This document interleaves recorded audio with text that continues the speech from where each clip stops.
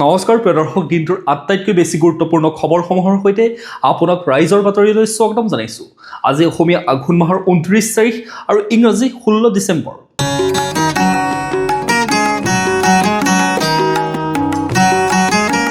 এতিয়া আহিছোঁ আমি প্ৰথমটো খবৰলৈ। জুবিন গাৰ্গ হত্যাকাণ্ডৰ চাৰ্জশ্বিটত চাঞ্চল্যকৰ তথ্য। দিন বাগৰাৰ লগে লগে পোহৰলৈ আহিব ধৰিছে জুবিন হত্যাকাণ্ডৰ চাঞ্চল্যকৰ বহু তথ্য। ৰাজ্য চৰকাৰে গঠন কৰি দিয়া বিশেষ তদন্তকাৰী গোটে যোৱা 12 ডিচেম্বৰত কামৰূপ মহানগৰ জিলাৰ মুখ্য ন্যায়িক দণ্ডাধীশৰ আদালতত 12,270 পৃষ্ঠাৰ বৃহৎ কলয়ৰ চাৰ্জশ্বিটখন দাখিল কৰাৰ পাছতে এফালৰ পৰা পোহৰলৈ আহিছে শ্যামকানু সিদ্ধাৰ্থ এণ্ড কোম্পানীৰ পৰিকল্পিত ষড়যন্ত্ৰৰ বহু অকথিত অধ্যায়ৰ কথা। জীৱিত অৱস্থাত কেৱল অসমীয়াৰ আৱেগ জুবিন গাৰ্গক ধন ঘটা যন্ত্ৰ হিচাপে পৰিচালিত কৰি আহিছিল দালাল শ্যামকানু মহন্ত আৰু মেনেজাৰ সিদ্ধাৰ্থ শৰ্মাই। দিনে নিশাই দুৰ্বল শাৰীৰিক অৱস্থাকো নেওচি ৰাজ্যৰ চুকে কোণে অনুষ্ঠান পৰিৱেশনেৰে ধন অৰ্জন কৰা জুবিন গাৰ্গৰ কষ্টখিনি ধৃত দুই অভিযুক্তৰ বাবে আছিল মাথো বিনিয়োগ। পূৰ্বৰে পৰা দুৰ্বল জুবিন গাৰ্গক শাৰীৰিকভাৱে সবল কৰি তুলিবলৈ চিকিৎসা কৰাৰ সলনি অত্যাধিক মদ্যপানেৰে আসক্ত কৰি তোলাতহে অধিক গুৰুত্ব আৰোপ কৰিছিল মেনেজাৰ সিদ্ধাৰ্থ শৰ্মাই। কিয়নো ইতিমধ্যে প্ৰিয় শিল্পীগৰাকীৰ কষ্টোপাৰ্জিত উপাৰ্জনেৰে নিজৰ সাম্ৰাজ্য গঢ়ি তোলা সিদ্ধাৰ্থ শৰ্মাৰ বাবে জুবিন গাৰ্গ এটা বোজাৰ দৰে হৈ পৰিছিল। একেই স্থিতি শ্যামকানু মহন্তৰো, আৰু সেইবাবেই অতি পৰিকল্পিতভাৱে বাটৰ কাঁইট জুবিন গাৰ্গক আঁতৰোৱাৰ বাবে দিনে নিশাই চিন্তাত মগ্ন হৈ পৰিছিল দুই অভিযুক্ত। SIT কৰা তদন্তৰ অন্তত দাখিল কৰা চাৰ্জশ্বিটত এই কথাসমূহ স্পষ্ট ৰূপত প্ৰকাশ পাইছে বুলি বিশেষ সূত্ৰৰ পৰা জানিব পৰা গৈছে। আদালতত দাখিল কৰা চাৰ্জশ্বিটখনৰ পৃষ্ঠাই পৃষ্ঠাই এনেবোৰ বহু চাঞ্চল্যকৰ তথ্য প্ৰকাশ পাইছে। উল্লেখযোগ্য যে মৃত্যুৰ দুদিন আগৰে পৰাই জুবিন গাৰ্গক অত্যাধিক সুৰা সেৱন কৰোৱা হৈছিল। সূত্ৰটোৱে জানিবলৈ দিয়া মতে দালাল শ্যামকানু মহন্তই ব্লেক এণ্ড হোৱাইট নামৰ এক ব্ৰেণ্ডৰ হুইস্কিৰ বটল জুবিন গাৰ্গক সেৱনৰ বাবে দিছিল। অত্যাধিক পৰিমাণৰ সুৰা যাতে জুবিন গাৰ্গক অনবৰতে দি থাকিব পাৰে তাৰ বাবে নিয়োগ কৰা হৈছিল সহশিল্পী অমৃতপ্ৰভা মহন্তক। দালাল শ্যামকানু মহন্তই যিমান পাৰে সিমান পৰিমাণৰ সুৰা জুবিন গাৰ্গক অবিৰতভাৱে দি থাকিবলৈ অমৃতপ্ৰভা মহন্তক নিৰ্দেশ দিছিল। বিনিময়ত অমৃতপ্ৰভা মহন্তক বিশেষ সুযোগ দিয়াৰো প্ৰতিশ্ৰুতি দিছিল শ্যামকানু মহন্তই। কিয়নো শিল্পীগৰাকীৰ প্ৰিয় ব্ৰেণ্ড আছিল ব্লেক এণ্ড হোৱাইট। প্ৰায় তেওঁ বিভিন্ন সময়ত উক্ত ব্ৰেণ্ডৰ সুৰাহে পান কৰিছিল। পূৰ্বৰে পৰা সকলো কথা অৱগত হোৱা শ্যামকানু মহন্তই এইবাবেই উক্ত ব্ৰেণ্ডৰ সুৰা ছিংগাপুৰৰ নৰ্থ ইষ্ট ফেষ্টিভেললৈ লৈ গৈছিল। সাধাৰণতে ছিংগাপুৰত উক্ত ব্ৰেণ্ডৰ সুৰা সুলভ নহয়, আৰু এই ব্ৰেণ্ড ছিংগাপুৰত কিদৰে গৈ পালে সেয়া শিল্পীগৰাকীৰ মৃত্যুৰ পাছত SITয়ে চলোৱা তদন্তত পোহৰলৈ আহিছিল। মৃত্যুৰ দুদিন পূৰ্বৰে পৰা অত্যাধিক সুৰাপান কৰোৱাই জুবিন গাৰ্গৰ হিতাহিত জ্ঞান প্ৰায় শূন্য কৰি পেলোৱা হৈছিল। আনকি 19 ছেপ্টেম্বৰৰ দিনা ইয়াত পাৰ্টিত গাহৰিৰ মঙহৰ সৈতে হুইস্কি পান কৰোৱা হৈছিল জুবিন গাৰ্গক। অকল হুইস্কিয়ে নহয়, আন সুৰাও তাত মিহলাই পান কৰোৱা হৈছিল জুবিন গাৰ্গক, যাতে ভুল শুদ্ধ শিল্পীগৰাকীয়ে সুস্থ মস্তিষ্কৰে চিন্তা কৰিবলৈ অপাৰগ হয়, যাৰ বাবে পানীত সাঁতুৰি থকাৰ মাজতে শিল্পীগৰাকীৰ বমি হৈছিল। বমি কৰাৰ পাছতে তেওঁ চিজাৰ আহিবলৈ আৰম্ভ হৈছিল। এনেদৰে তিল তিলকৈ মৃত্যুৰ মুখলৈ পূৰ্ব পৰিকল্পিতভাৱে আগবাঢ়িছিল অসমীয়াৰ আৱেগ জুবিন গাৰ্গ। কিন্তু এইখিনিতে প্ৰশ্ন হৈছে, সকলোখিনি জানি বুজিও কি কাৰণে শিল্পীগৰাকীক মৃত্যুৰ মুখলৈ ঠেলি দিয়াৰ কথা মনলৈ আহিছিল ষড়যন্ত্ৰকাৰীসকলৰ। সূত্ৰটোৱে জানিবলৈ দিয়া মতে বিভিন্ন সময়ত ৰাজ্যৰ বিহু অনুষ্ঠানসমূহত সংগীত পৰিৱেশনৰ বাবদ শিল্পীগৰাকীয়ে লাভ কৰা মোটা অংকৰ মাননিৰ ওপৰত চকু আছিল সিদ্ধাৰ্থ শৰ্মাৰ। শিল্পীগৰাকীয়ে লাভ কৰা মাননিৰ পৰা কিছু অংশ কাটি ৰাখি এক নিৰ্দিষ্ট পৰিমাণৰ ধনহে জুবিন গাৰ্গক প্ৰদান কৰিছিল মেনেজাৰ সিদ্ধাৰ্থ শৰ্মাই। অকল সেয়াই নহয়, জুবিন গাৰ্গৰ উপাৰ্জনৰ ধনেৰে বিভিন্ন ব্যৱসায়ত সিদ্ধাৰ্থ শৰ্মাই বিনিয়োগ কৰিছিল। SITৰ তদন্তত পোহৰলৈ অহা অনুসৰি হোটেল হেৰিটেজ আৰু মহাবীৰ একুৱাত সিদ্ধাৰ্থ শৰ্মাই বুজন পৰিমাণৰ ধন বিনিয়োগ কৰিছিল। মহাবীৰ একুৱা সিদ্ধাৰ্থ শৰ্মাৰ মালিকাধীন পানী বটলৰ কোম্পানী। কোম্পানীটোৰ মালিক সিদ্ধাৰ্থ শৰ্মা হয় যদিও তাত বিনিয়োগ কৰা ধন আছিল অসমীয়াৰ আৱেগ জুবিন গাৰ্গৰহে। উক্ত দুই প্ৰতিষ্ঠানৰ বাবেও পৰিবহণ ব্যৱসায়টো সিদ্ধাৰ্থ শৰ্মাই জুবিন গাৰ্গৰ ধন বিনিয়োগ কৰা বিষয়টো তদন্তৰ সময়ছোৱাত পোহৰলৈ আহে। দিনে নিশাই কষ্ট কৰি উপাৰ্জন কৰা ধনৰ এই সিংহভাগ এনেদৰে চতুৰালিৰে সিদ্ধাৰ্থ শৰ্মাই আন ব্যৱসায়ত বিনিয়োগ কৰা বিষয়টো লাহে লাহে বুজি উঠিছিল শিল্পীগৰাকীয়ে, আৰু ইয়াকে লৈ বিভিন্ন সময়ত তেওঁৰ সৈতে বিতৰ্কৰ সৃষ্টি হৈছিল জুবিন গাৰ্গৰ। কিন্তু এই কথাই পৰৱৰ্তী সময়ত এক বৃহৎ ষড়যন্ত্ৰৰ যে ৰূপ ল'ব সেয়া শিল্পীগৰাকীয়েও হয়তো বুজা নাছিল। যিয়ে নহওক, চাৰ্জশ্বিটৰ জৰিয়তে এনেধৰণৰ বহু ৰহস্যই সম্প্ৰতি পোহৰলৈ আহিছে। সকলোৱে আশা কৰিছে পৰিকল্পিতভাৱে প্ৰাণৰ শিল্পীগৰাকীক হত্যা কৰা শ্যামকানু আৰু সিদ্ধাৰ্থ এণ্ড কোম্পানী আদালতত দোষী সাব্যস্ত হওক, কঠোৰৰ পৰা কঠোৰতম শাস্তি অভিযুক্তসকলে লাভ কৰক, জুবিন গাৰ্গে প্ৰকৃতাৰ্থত ন্যায় লাভ কৰক। এতিয়া আহিছোঁ আমি পৰৱৰ্তী খবৰটোলৈ। কামৰূপ মহানগৰ জিলাৰ মুখ্য ন্যায়াধীশৰ আদালতত আজি জুবিন গাৰ্গৰ মৃত্যুৰ গোচৰৰ অভিযোগনামা দাখিলৰ পাছত প্ৰথমটো শুনানি। কামৰূপ মহানগৰ জিলাৰ মুখ্য ন্যায়াধীশৰ আদালতত আজি জুবিন গাৰ্গৰ মৃত্যুৰ গোচৰৰ অভিযোগনামা দাখিলৰ পাছত প্ৰথমটো শুনানি গ্ৰহণ কৰা হ'ব। আদালতৰ নিয়ম অনুসৰি প্ৰথমটো শুনানিৰ পূৰ্বে আটাইকেইগৰাকী অভিযুক্তক আদালতত অভিযোগনামাৰ প্ৰতিলিপি দিয়া হয়। সেয়েহে আজি শুনানিৰ বাবে আদালতত 7 অভিযুক্তকে নিয়ম অনুসৰি হাজিৰ কৰাব লাগে। অসম আৰক্ষীয়ে অভিযুক্তকেইগৰাকীৰ নিৰাপত্তাজনিত পৰিস্থিতিৰ প্ৰতি লক্ষ্য ৰাখি আদালতত অভিযুক্তসকলক ভাৰ্চুৱেলি হাজিৰ কৰোৱাৰ সুবিধা দিয়াৰ বাবে আবেদনমূলক প্ৰাৰ্থনা জনাইছে। অৱশ্যে আদালতে এতিয়ালৈকে আৰক্ষীৰ এই আবেদন মঞ্জুৰ কৰা নাই। একে সময়তে আৰক্ষীয়ে 7টা অভিযুক্তকে গুৱাহাটীলৈ আনিবলৈও সাজু হৈছে। তাৰ বাবে হাফলং আৰু বাক্সাৰ কাৰাগাৰলৈ বিশেষ বাহন প্ৰেৰণ কৰা হৈছে। খবৰ পোৱা অনুসৰি হয়তো পুৱতি নিশাতে অনা হ'ব অভিযুক্তকেইজনক। ইফালে স্বামীক হেণ্ডকাপ লগাই নানিবলৈ আদালতত আবেদন শ্যামকানুৰ পত্নী। উল্লেখযোগ্য যে বাক্সাৰ নিকাচি কাৰাগাৰত জুবিন গাৰ্গৰ মৃত্যুৰ গোচৰৰ মূল অভিযুক্ত সিদ্ধাৰ্থ শৰ্মা, শ্যামকানু মহন্ত, সন্দীপন গাৰ্গৰ লগতে পৰেশ বৈশ্য আৰু নন্দেশ্বৰ বৈশ্যক ৰখা হৈছে। আনহাতে আন 2 অভিযুক্তক শেখৰজ্যোতি গোস্বামী আৰু অমৃতপ্ৰভা মহন্তক হাফলঙৰ কাৰাগাৰত আছে। আটাইকেইগৰাকী অভিযুক্তকে ইয়াৰ পূৰ্বে ভাৰ্চুৱেলি 4বাৰকৈ আদালতত হাজিৰ কৰোৱা হৈছে। এতিয়া আহিছোঁ আমি পৰৱৰ্তী খবৰটোলৈ। নিৰাপদ নহয় বাবেই প্ৰধানমন্ত্ৰী মোদীয়ে উদ্বোধন নকৰিলে নামনি সোৱণশিৰি প্ৰকল্প। এই অভিযোগ যুৱ ছাত্ৰ পৰিষদৰ। গেৰুকামুখৰ নামনি সোৱণশিৰি জলবিদ্যুৎ প্ৰকল্প নিৰাপদ নোহোৱাৰ বাবেই প্ৰধানমন্ত্ৰী নৰেন্দ্ৰ মোদীয়ে প্ৰকল্পটো উদ্বোধন নকৰিলে বুলি উল্লেখ কৰি অসম জাতীয়তাবাদী যুৱ ছাত্ৰ পৰিষদে বিতৰ্কৰ লগতে এইটো বন্ধৰ দাবী উত্থাপন কৰিছে। উল্লেখযোগ্য যে কালিও এই প্ৰকল্পত এক ভয়াৱহ অগ্নিকাণ্ডৰ সূত্ৰপাত ঘটে। পৰিষদৰ সভাপতি পলাশ চাংমাই আৰু সাধাৰণ সম্পাদক বিজন বায়নে এক বিবৃতিত কয় যে প্ৰকল্পটো মুকলি কৰিবলৈ ৰাষ্ট্ৰীয় জলবিদ্যুৎ নিগম চমুকৈ NHPCয়ে প্ৰধানমন্ত্ৰী মোদীক আমন্ত্ৰণ জনায়। ইয়াৰ বিপৰীতে কেন্দ্ৰীয় চোৰাংচোৱা সংস্থা IBয়ে বান্ধটো নিৰাপদ নহয় বুলি প্ৰতিবেদন দাখিল কৰাত প্ৰধানমন্ত্ৰী কাৰ্যালয়ে মোদীৰ দ্বাৰা বান্ধটো উদ্বোধনৰ প্ৰস্তাৱ নাকচ কৰে বুলি পৰিষদৰ নেতৃত্বই বিবৃতিত কয়। গতিকে এই বান্ধ শীঘ্ৰে বন্ধ কৰাৰ দাবী উত্থাপন কৰিছে যুৱ ছাত্ৰ পৰিষদে। পৰিষদে লগতে কয় যে গেৰুকামুখৰ নামনি সোৱণশিৰি বৃহৎ নদীবান্ধৰ ওপৰত অঞ্চলত NHPCয়ে নিৰ্মাণ কৰি থকা উজনি সোৱণশিৰি নিৰ্মাণ বান্ধ নিৰাপত্তাজনিত কাৰণত শেহতীয়াভাৱে বন্ধ কৰে। স্থানীয় একাংশ লোকৰ আবেদনৰ ভিত্তিত NHPCয়ে উজনি সোৱণশিৰি প্ৰকল্প বন্ধ কৰে বুলি পৰিষদে উল্লেখ কৰিছে। ইয়াৰ বিপৰীতে বিভিন্ন দল সংগঠন তথা স্থানীয় ৰাইজৰ তীব্ৰ প্ৰতিবাদৰ পাছতো প্ৰতিষ্ঠানটোৱে নামনি সোৱণশিৰি বান্ধৰ নিৰ্মাণ সম্পূৰ্ণ কৰি বিদ্যুৎ উৎপাদন আৰম্ভ কৰিছে বুলি পৰিষদে ক্ষোভ প্ৰকাশ কৰে। সংগঠনটোৱে লগতে কয় যে বিৰোধী আসনত থকাৰ সময়তো বিজেপিয়ে বৃহৎ নদী বান্ধৰ বিৰোধিতা কৰিছিল। কংগ্ৰেছ চৰকাৰৰ দিনত আৰম্ভ কৰা নামনি সোৱণশিৰি বৃহৎ বান্ধৰ বিৰুদ্ধে বিজেপিয়েও সক্ৰিয়ভাৱে আন্দোলন কৰিছিল।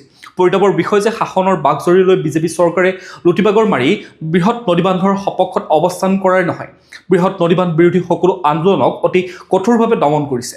থলুকা পাহাৰীয়া অঞ্চলত নিৰ্মাণ কৰা গেৰুকামুখ প্ৰকল্পৰ নিৰ্মাণ কাৰ্যও যথেষ্ট আশাপূৰ্ণ বুলি উল্লেখ কৰি যুৱ ছাত্ৰ পৰিষদে লগতে অভিযোগ কৰে যে বান্ধটোৰ জৰিয়তে 2000 মেগাৱাট নহয় 600 মেগাৱাট বিদ্যুৎহে উৎপাদন কৰিব পৰা যাব।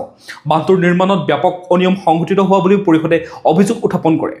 ফলত এই বান্ধে নামনি অঞ্চলৰ ৰাইজৰ প্ৰতি ভয়াৱহ দুৰ্যোগ মাতি অনাৰ আশংকা প্ৰকাশ কৰে অসম জাতীয়তাবাদী যুৱ ছাত্ৰ পৰিষদে। এতিয়া আহিছোঁ আমি পৰৱৰ্তী খবৰটোলৈ। অসম বিধানসভা নিৰ্বাচনৰ প্ৰভাৰী নিযুক্তি বিজেপিৰ। অসম বিধানসভা নিৰ্বাচনক লক্ষ্য কৰি বিজেপিয়ে আজি নিৰ্বাচনৰ দায়িত্বত থকা বিষয়াসকলৰ নাম ঘোষণা কৰিছে। বিজেপিৰ ৰাষ্ট্ৰীয় সভাপতি JP নাড্ডাই ইয়াত অনুমোদন জনায়। দলৰ ৰাষ্ট্ৰীয় উপসভাপতি তথা সাংসদ বৈজয়ন্ত পাণ্ডাক অসম বিধানসভা নিৰ্বাচন প্ৰভাৰী হিচাপে নিযুক্তি দিয়া হৈছে। লগতে জম্মু কাশ্মীৰৰ বিধানসভাৰ বিৰোধী দলৰ নেতা তথা বিধায়ক সুনীল কুমাৰ শৰ্মা আৰু কেন্দ্ৰীয় চৰকাৰৰ প্ৰাক্তন মন্ত্ৰী দৰ্শনাবেন জাৰদোশক নিৰ্বাচন সহপ্ৰভাৰী হিচাপে নিযুক্তি প্ৰদান কৰা হৈছে। বিজেপিৰ ৰাষ্ট্ৰীয় সাধাৰণ সম্পাদক অৰুণ সিঙে স্বাক্ষৰ কৰা পত্ৰত উল্লেখ কৰা হৈছে এই নিযুক্তিসমূহ তৎক্ষণাত কাৰ্যকৰী হ'ব। ৰাষ্ট্ৰীয় উপসভাপতি বৈজয়ন্ত পাণ্ডাৰ নেতৃত্বত সুনীল কুমাৰ শৰ্মা আৰু দৰ্শনাবেন জাৰদোশে অসমত বিজেপিৰ নিৰ্বাচনী ৰণনীতি প্ৰস্তুত কৰাৰ দায়িত্ব পালন কৰিব। এতিয়া আহিছোঁ আমি পৰৱৰ্তী খবৰটোলৈ। ৰাজ্যিক মৰ্যাদাৰে শেষকৃত্য সম্পন্ন প্ৰবীণ সাংবাদিক পদ্মশ্ৰী প্ৰফুল্ল গোবিন্দ বৰুৱাৰ। ৰাজ্যিক মৰ্যাদাৰে শেষকৃত্য সম্পন্ন হ'ল প্ৰবীণ সাংবাদিক দ্য আছাম ট্ৰিবিউন কাকতৰ সম্পাদক তথা আছাম ট্ৰিবিউনৰ গোষ্ঠীৰ অধ্যক্ষ পদ্মশ্ৰী প্ৰফুল্ল গোবিন্দ বৰুৱাৰ। সোমবাৰে নৱগ্ৰহ শ্মশানত শেষকৃত্য সম্পন্ন কৰা হয় প্ৰবীণ সাংবাদিকগৰাকীৰ।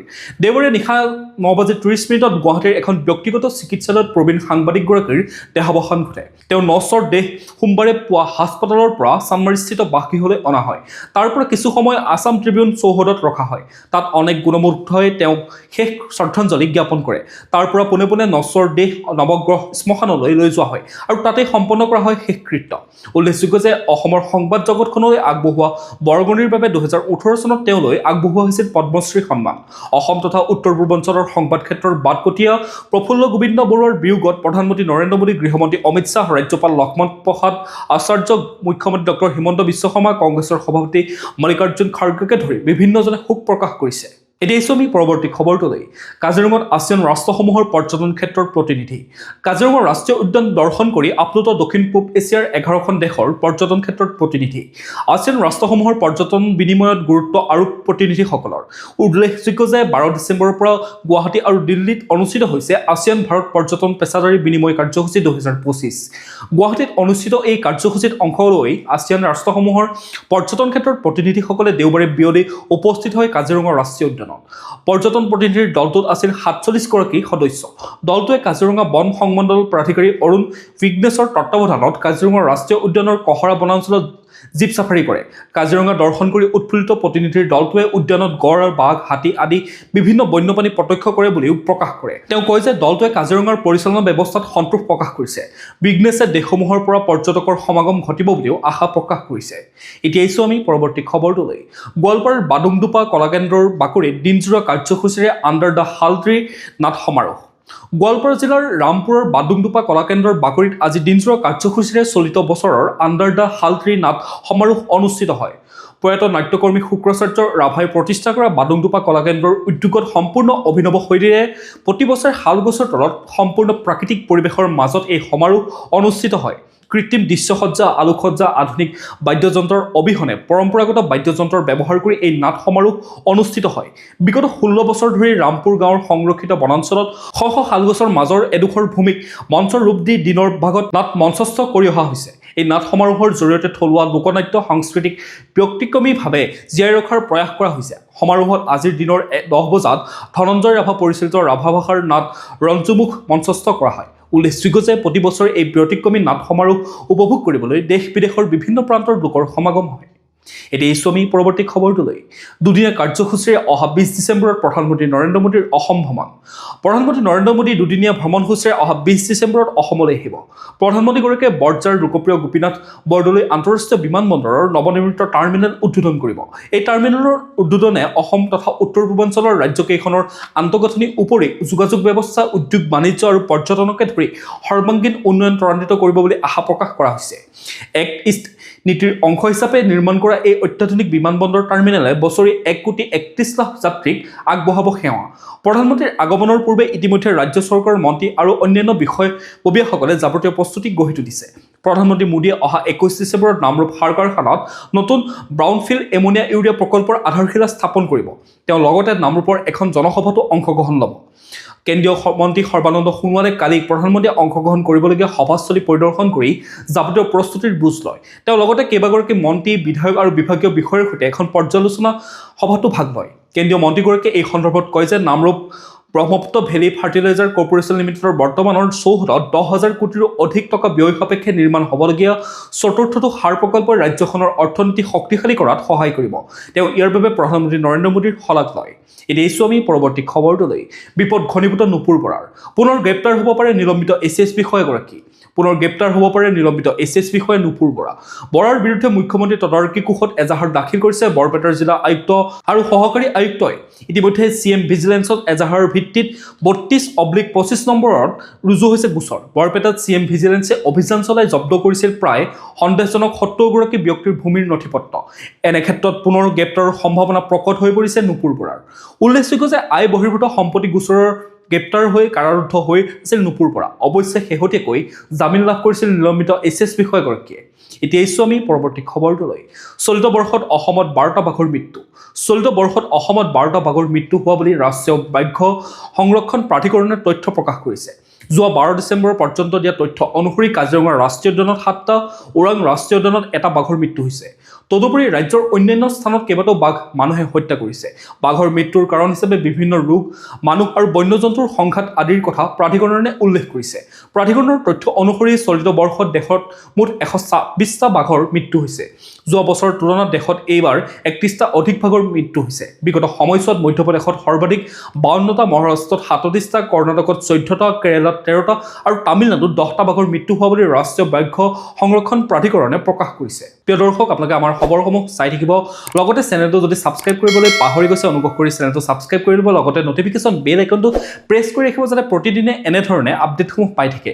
লগতে ভিডিঅ'টো যদি চাই ভাল পায় এটা লাইক কৰি থৈ যাব আৰু কমেণ্টত আপোনাৰ মতামত দিবলৈ নাপাহৰিব।